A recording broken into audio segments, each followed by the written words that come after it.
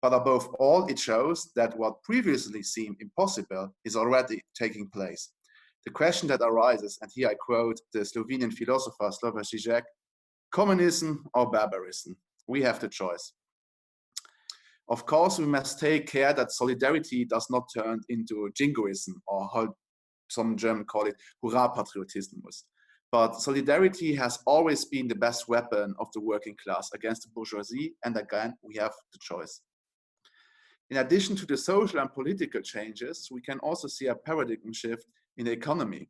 In many European states, institutions that were privatized years ago under pressure from neoliberal regulations will be nationalized again.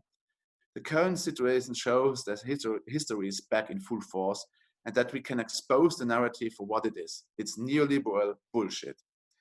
In 1990, all roads led to the consolidation of the hegemonic world order, neoliberal world order. Perhaps today, all crises lead to the construction of a better world. Corona is the great evil, but also the great hope which more or less unites the world community. We must continue to try to direct the momentum towards other challenges, such as climate change. We have to realize that the new world leads either to a wonderful communist utopia or to a capitalist barbarism.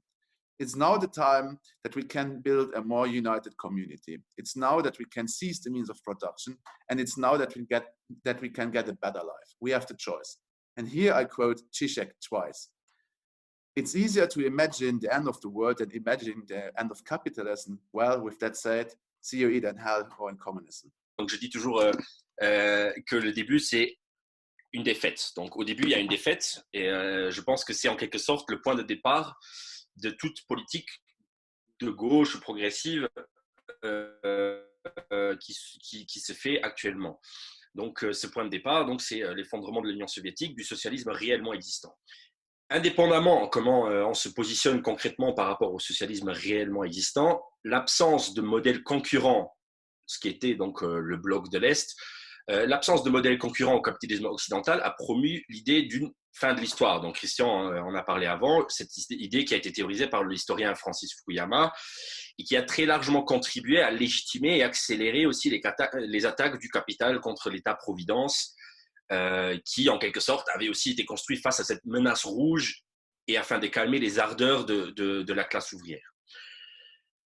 J'explique. Donc pour moi, le concept même donc, dans le sillon de cette défaite historique, le concept même de prise de pouvoir, qui est pourtant essentiel dans une conception léniniste, mais aussi marxiste de la politique, a été remis en cause, voire totalement abandonné. Des théories autour de changer le monde sans prendre le pouvoir et du retrait en vue le jour, théorisées par John Holloway, mais aussi par des théoriciens comme Negri et Hart, et traduit en pratique par, entre autres, le mouvement zapatiste et une partie des mouvements altermondialistes ou antimondialistes.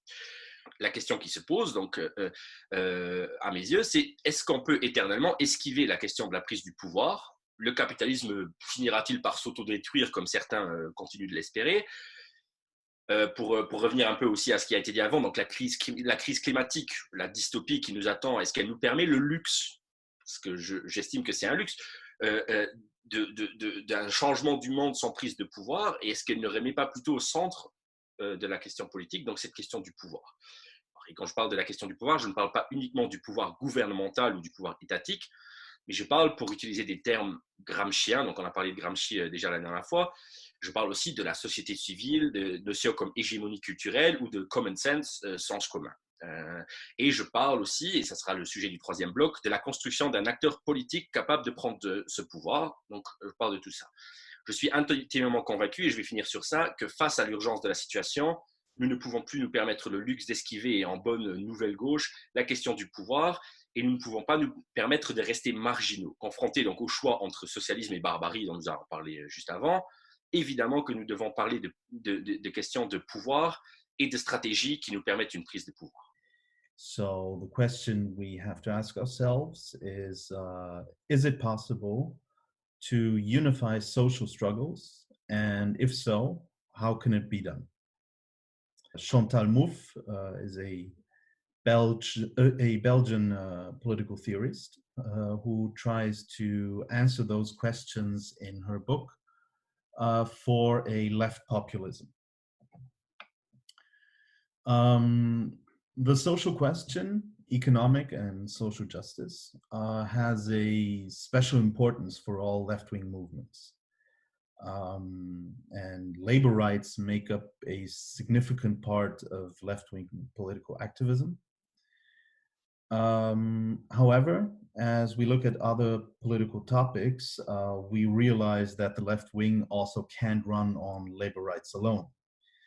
How would one imagine, for instance, a left that emphasizes labor rights but does not want to talk about environmental justice or about women's rights? So, well, as I mentioned, to unify the different struggles, we need a united identity, something that is beyond pure rationality. Mouffe calls, in this context, for the creation of a people. She does not distinguish this people by ethnicity or nationality or language.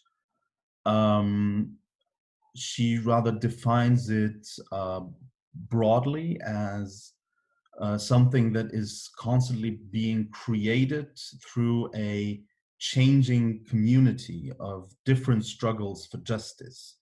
So combining immigrants' rights, labor struggles, environmentalism, women's rights, and they all would be united under the banner of a democratic struggle for participation in the community. This should be the goal of a left populist platform. So how can we apply this to Luxembourg? How can we create a people as a unity in democratic struggle? We have a very particular situation here. A large portion of the population does not have citizenship in the strict legal sense, and therefore does not have the right to vote. At the same time, they make up huge parts of low wage and precarious jobs, of manual labor, of tenants, etc. The other part of the population, the Luxembourgish nationals, mostly works higher paying jobs, but they're still wage laborers. So the situation is not fundamentally different. Still, the majority of nationals, the